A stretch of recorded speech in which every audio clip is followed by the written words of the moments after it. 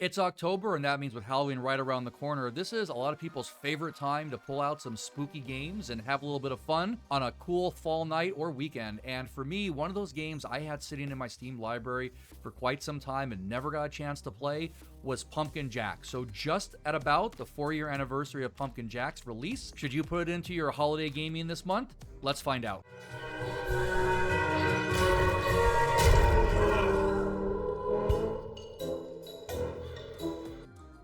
Well, happy Halloween season, everybody, and welcome back to Cake in a Cave. Here we talk about video games, movies, pop culture, nostalgia, anything that brings back great memories and unique memories from the past to today. As I said in the opening, we're going to be looking at a video game from about 4 years ago that I've had in my Steam library called Pumpkin Jack. Now, one of the reasons I chose Pumpkin Jack, other than I've been wanting to play it for the past year or so, is that all in all, the gameplay is going to average you about between 6 to 8 hours just to get through the whole game. We're going to talk about the length and what you can get out of this game in today's video.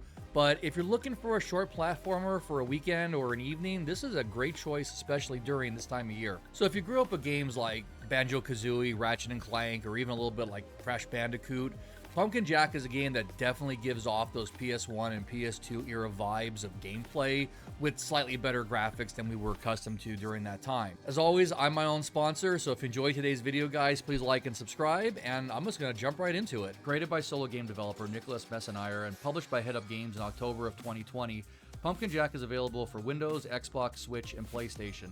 It actually just celebrated its 4th anniversary, and as I was editing this video, I saw that Limited Run Games is currently taking pre-orders for a physical copy, set to release in March of next year, so you can kind of order it for the holiday, but also kind of not.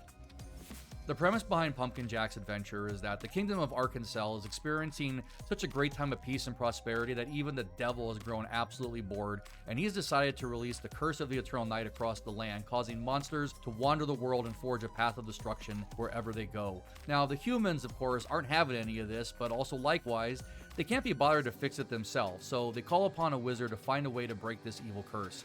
In response to their actions, the devil takes the soul of Stingy Jack, a dead con artist who's been forced to wander the world as a lost spirit, stuffs him into a pumpkin body suit thing, and tells him if he destroys the wizard, he'll finally be able to move on to the afterlife. You, as Jack, need to fight your way through 6 levels of the same evil minions the devil has scattered across the land in order to reach the wizard's sanctum and put an end to him once and for all. It's a classic story of evil versus evil. Now, the first thing I thought of when I entered the world was that these graphics were what you would get if Banjo-Kazooie and World of Warcraft had a baby, along with the cartoonist styling found in classic Rare platformers. And that's certainly not a bad thing, as this entire game is not made to be a serious adventure. This is all more akin to if Jack Skellington opened the door to Call of Duty Land rather than Christmas Town and decided he wanted to stay there too and fight Satan's minions while he was at it. The majority of the 6 levels are made up of a lot of the same graphics, just put together in different ways. So your graveyard, full of wooden boxes and candles. Swamp, wooden platforms with boxes and candles on them. The city, some wooden walls, and a lot of boxes. You get it. Gameplay itself is your classic run, jump, double jump, climb, dodge, power-up attack, all those kind of controls.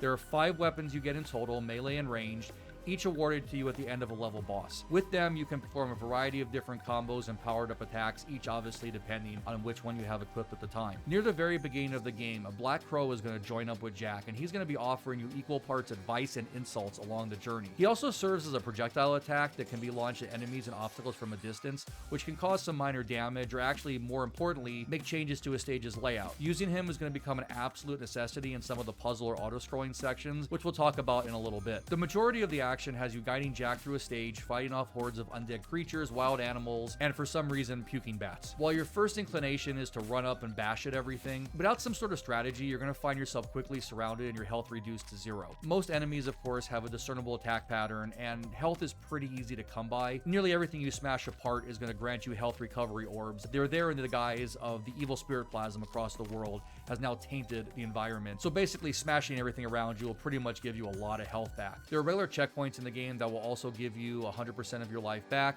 and quite a few additional respawn points are going to be found between each cauldron. They're set very generously, so when you do meet your demise in a tense or difficult spot, you're usually not going to be forced to replay too much of the game. I feel like the developer knew through his playtesting where the more challenging parts were, so it helped to eliminate a sense of dread if you haven't found a cauldron in a while and really want to see what's across a large chasm or take on an enemy you might not have enough health left for. So the gameplay will mix up a little bit as you're playing, sometimes tasking you with collecting a certain number of items on an area or killing a certain number of enemies. It's usually not too difficult, not too time consuming, and in addition to that, we have little side quests that we have to do that are required to pass through the game, including parts where Jack takes off his head and basically walks around on tentacle vines. Is a little bit creepy. In these sections, you may have to maneuver a bomb through a maze in order to blow up a new section of the level, or be made to play a game of musical Simon with mushrooms.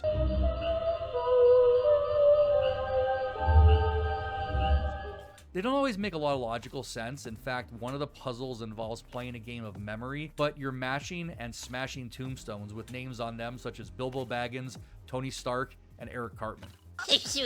Jack has a nice fully formed world to run around in, but the space given to each area is a little bit small. So backtracking to collect items and solve puzzles isn't going to be too much of an issue. All of these extra elements of gameplay are required to progress further, but they're used just enough to add variety to the game rather than become a deterrent to it. Pumpkin Jack also features a handful of over-the-shoulder auto-run sections that are rather fun, if sometimes a bit repetitive. They do handle well because, unlike classic platformers, this game really isn't plagued with a bunch of camera jank. Sometimes the fixed angles of these levels can be a bit questionable, but overall you won't find yourself fighting the camera as well as the enemies, and you can focus on the challenge at hand. Pumpkin Jack does a great job of increasing the challenges and interactions with every stage, each level building upon the skills you learned in the previous ones to make each iteration of a challenge a little more unique.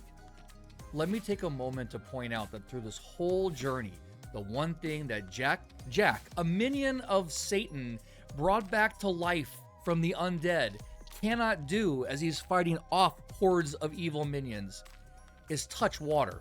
This might have been a resource-saving aspect of the game so as not to have to animate or handle water effects or combat in water in any way, but this seemed to glaringly stand out and become frustrating as I played, especially when a decent amount of your platform is going to take place over lakes and swamps. And while the game's controls are solid, if I have one complaint about them, it's that the jumping mechanic can be a little bit floaty, meaning landing on platforms and ledges is a little bit inconsistent at times. This led to Jack falling to the bottom of a tower and more than likely falling to his death, usually in ankle-deep water, when I thought he was going to grab or land on a ledge directly. You do have infinite lives and continues, but just know that on the Steam version, that every time between a respawn point, there was an abnormally long load time. Not sure if that's something to be found on other platforms. The world definitely opens up a bit more as you play, challenging you to explore it horizontally and vertically. It's partially because the levels are not overly large, but they do leave some room for short detours caused by your curiosity to find out, hey, what's over there? Unfortunately, the answer is sometimes not much, as the overall gameplay is pretty linear, and an apparent detour is going to usually be a short trip that leads to one of two things: either a dead end with wooden boxes for health, or one of the game's 126 collectible tokens. These 126 tokens take the form of bird skulls and gramophones. That sounds like a lot to collect until you realize you're going to come across many of these in plain sight, and the rest are usually not very far out of the way or difficult to get to. Now, these masks serve as the game's currency, allowing you to unlock 6 different skins sold by a traveling mummy merchant, because why not,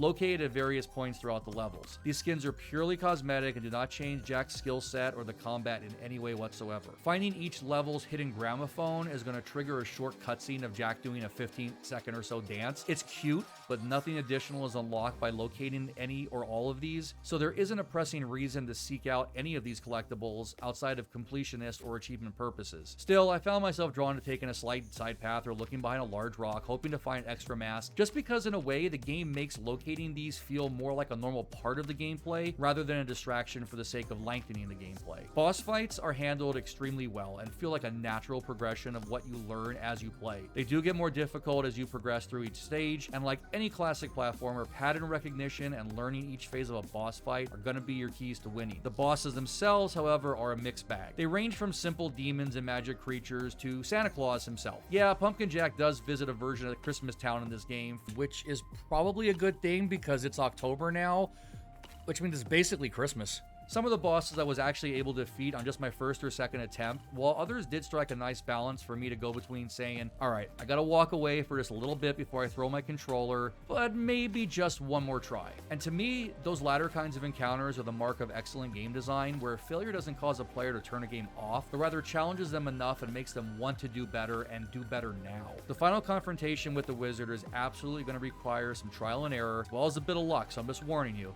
That said, it did only take me about 10 or 11 attempts before I had him vanquished and freed the world of the clutches of good, I guess. The resolution wasn't quite what I was expecting, but when I stopped and thought about the plot and the characters and what I was actually tasked with doing, I don't think there really is another way it could have or would have ended. I didn't talk much about the music at all because there wasn't a whole lot to say in my mind.